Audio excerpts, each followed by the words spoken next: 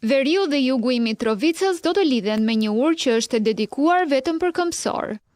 Rreth 4 muaj pas hapjes së urës së re për qarkullimin e veturave mbi Ibër, të mërkurën është hapur edhe ura e dytë, ajo për qarkullimin e këmbësorëve.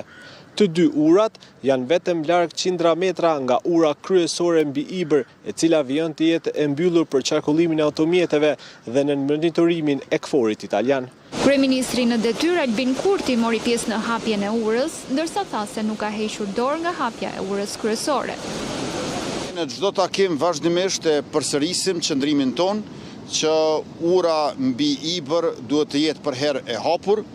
Tash i kemi gjithsej 77 ura mbi lumin Ibër, shumica dërmuese e tyre janë në Kosovë, por ka të tilla edhe në Maltëzi e në Serbi, e vetmja urë e cila ka persona të uniformuar sipër saj, tërkohën është ajo ura kryesore mbi Ibër.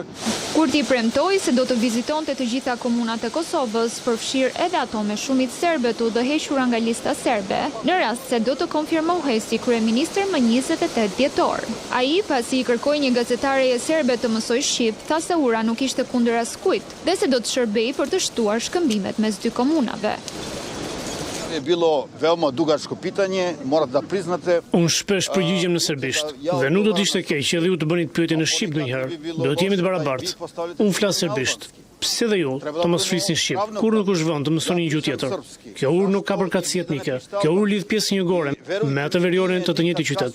Ne jemi këtu për të bashkuar njerëzit, që të ketë sa më shumë tregti, kulturë, bashkëpunim, arsim dhe sport. Kjo urë nuk është kundër askujt. Kjo urë është për të gjithë. Për ndërtimin e këtyre urave, lista serbe pati shprehur pa kënaqësi dhe kishte organizuar peticion kundër tyre.